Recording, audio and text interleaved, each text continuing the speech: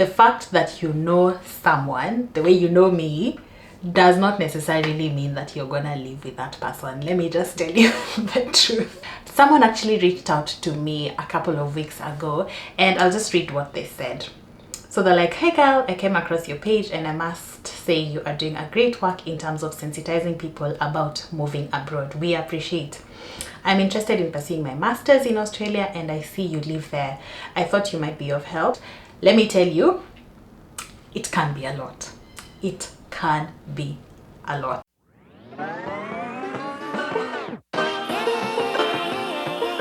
Hey friends, welcome to my channel. I told you I am making this an intro. Anyway, I hope you've been well. I hope your week has been great. I hope you've been able to do everything that you hoped you would do, and yeah, mine has been good. Trying to catch up on school, trying to keep a social life, trying to rest, trying to work. It's been a lot, but I feel like I'm kind of like getting my balance as we go on with school and stuff. Someone actually reached out to me a couple of weeks ago, and I'll just read what they said. So they're like, "Hey girl, I came across your page and I must say you are doing a great work in terms of sensitizing people about moving abroad. We appreciate. I'm interested in pursuing my master's in Australia and I see you live there. I thought you might be of help to me to help me on how to go about it. I've visited a number of agencies to find out how the process is done, but I'd also love to get more information about everything from you. This is a humble request and I would highly appreciate." I think she found me from TikTok or something, but yeah, that is actually what prompted today's topic. A bit of background: I moved here as a student, and for me, one of the reasons I wanted to move, not necessarily just to Australia, but move to a different country, was because I felt like I needed a different experience, if that makes sense. Like, there's so much familiarity that comes with just being in the same place, doing the same thing job-wise, and feeling like you just want something different. So I thought it would be a great opportunity for me to kind of like explore. And then a family friend had moved here, I think a few years back, and so they were like encouraging me to move. So that's when I eventually settled on here, as opposed to either the UK, the US, Canada, India, Japan, wherever. So that's how I eventually came to settle on Australia. When I was even thinking about like what I want to do in regards to my master's, I thought I could still do something similar to what I did in my undergrad, but focus more on communication. So my undergrad was in communication and journalism, but then I thought I could do something in regards to communication and just grow in that, because after looking for a job in journalism for so long, I eventually came to the realization that it wasn't just for me. So I thought just doing communication as a whole would be better for me. And so when the family friends moved here, and then they were like, "Oh, in fact, if you move, we'll actually be able to host you," and stuff like that. So that is kind of like what made my decision in terms of what state I was going to move to. When I was in Kenya, the only two states I knew, or two cities I knew, was of course Sydney and Melbourne, I would say. I'm not so sure, but Sydney for sure. And one of the things I knew about Sydney was that it is very expensive. Now, coming from one of the most expensive cities in Kenya, I did not want to go to another expensive state, knowing very well that I do not know anyone here, and I just didn't want to struggle that much, let's put it that way. So yeah, so when my family friends were like, "Oh, we could host you and stuff," I was like, "Yep, that's done." So after that, that's when now I started like looking at the unis I would potentially go to. So just researching the unis that had my course, how much were they costing, was there any scholarship offered, what were the units under that course, how long would that course take, and stuff like that. So that is kind of like what eventually made me settle on here, and one of the things that you should really think about. Now, in the same conversation I was having with this person who sent the text, she goes on to ask like, what are the cities you'd recommend and stuff like that. And that is actually one of the things I told her. Like, I was like, choose a destination based on what you're after. What do you want to study? What do you want to do? What are the opportunities? What have you heard about? Because Sydney is expensive, but yes, it also has more opportunities. So it's just about like weighing your options in terms of cost of living, language if you're moving to somewhere where they don't speak English, and even, like I mentioned, the units that are offered in what you'd like to study. Once you decide that you're going to come as a student, what universities are you looking at applying to? So before I settled on Perth, I was thinking of going to Queensland. And as I was looking at unis which have my program, there were a few private unis, there were a few public unis, and that is also what I was looking at. How much are they costing per year? Are there any scholarships? Of course, private unis would cost you higher than public unis, I think, anywhere. And so, like, just weighing my options and seeing what is the application process for this uni, what do they need? Do they need an agent?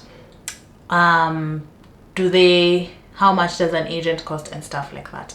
A few years back, I had tried applying to a uni still in Perth, and this time I didn't apply with an agent. The uni didn't like necessarily say like you had to apply with an agent, so I just applied, and then they sent the letter, and then I did not understand a thing.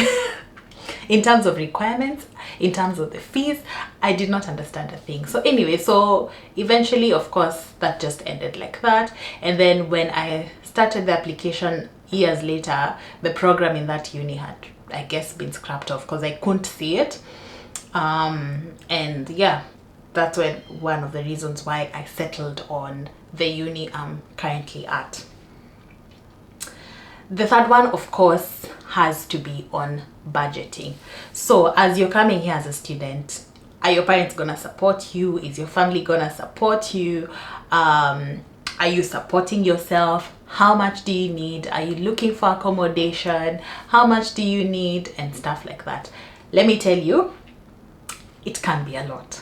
It can be a lot. I'm not even gonna lie, but it's up to you to like figure that out. So for me, I was lucky enough because I was being hosted by a family friend, at least for the first few months, so just until I got like my bearing. So that actually helped because I knew, yes, I'm not coming here with money or anything, but at least I have a roof over my head, and then from there, once I get jobs, then I can easily look for a place. And that's exactly what I ended up doing. So that helped. But then if you're coming here and you don't know anyone, probably you've decided to go the hostel route. How much is it gonna cost you food wise? How much do you need a week? And you literally have to budget. Like even me to date, I'm still budgeting. Like I'm like, I need to pay rent this week, I need to do shopping, do I have enough money to do my nails? Do I have? So yeah, it can be a lot, but the more you budget and prepare yourself is how you're better placed to sort of like deal with the move. Now the other one has to be on accommodation. So like I mentioned, I was hosted, but there are different accommodation options. There's the hostel, which you usually have to apply like really early for you to actually get the hostel. There's the shared apartments where like you live with students from other areas, and then like you just chip in a small amount of rent. So like if the whole house is like 600 bucks, then there's the three of you, so you'll be doing maybe 200 each per week, something like that. You can get your house if you want to, you can get your small little room if you want to, just depending on what you're after. So one of the things you really have to think about is, where are you going to live? The fact that you know someone, the way you know me, does not necessarily mean that you're gonna live with that person. Let me just tell you the truth. So don't assume just because you know someone they're gonna host you. Make sure you're in communication, make sure you're asking them if you need help, so that at least you know what are your options before you even think of even applying. Those are things like you have to sort out.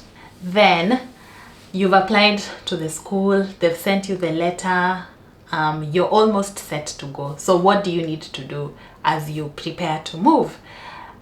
One of the things I would say is make sure your documents are in order. So make sure you have your visa, make sure you have your passport, make sure you have your medical insurance, make sure you have your driver's license if you drive. It's actually very handy if you come with your driver's license, because for example in Australia you can actually drive with your Kenyan license for as long as you want before you transition to the Australian license. So it just depends on where you're going, but the fact that the Kenyan rules and the Australian driving rules are about the same means you can actually drive. So just make sure you have all your documents in order, make sure you've read what is required of you. If you need a COVID test, make sure you do one. If you need a yellow fever certificate, make sure you have one. For me, I needed a yellow fever certificate and polio booster, so I had to make sure like I had that. And then of course, because I traveled during COVID, I had to make sure like I was up to date with my vaccines and stuff. So just make sure you have everything in order.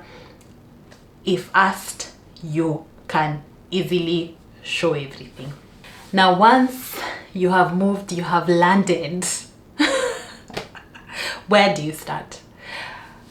This can be actually very, very difficult or hard depending on if you know someone, if you have family here, if you have friends or anyone.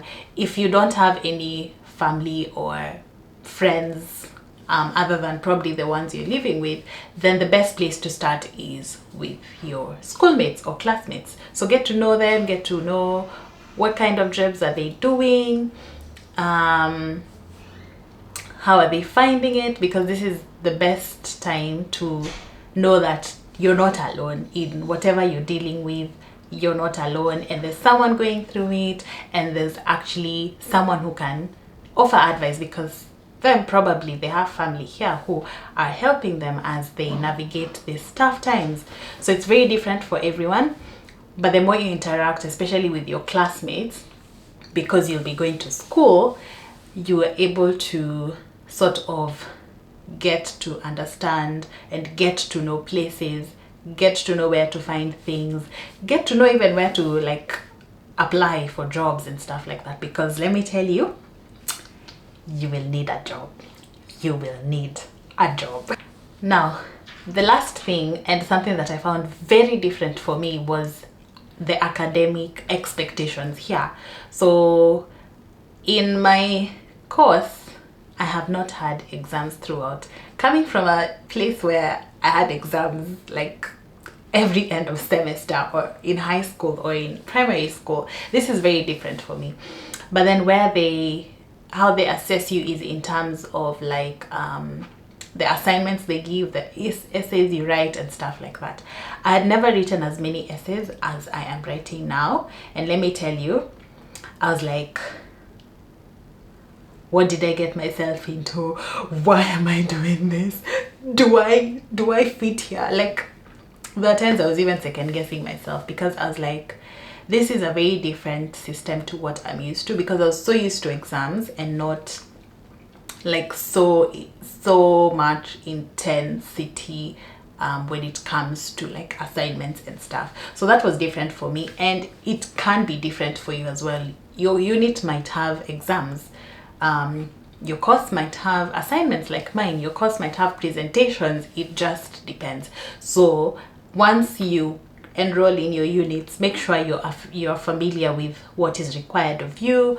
Do you know how to reference correctly? Do you know what you need to write? Do you know how to write an essay? What do you need to do?